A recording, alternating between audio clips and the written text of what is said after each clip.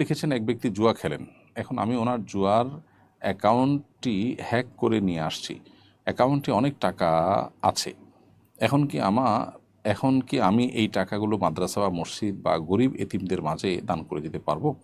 উত্তর হলো, ভাই ফাহিম, জুয়া যিনি খেলছেন তার অ্যাকাউন্ট হ্যাক করে আপনি টাকা নিয়ে এসেছেন, আহ, এই সব টাকাই যে তার হারাম এটা তো আপনি নিশ্চিত না।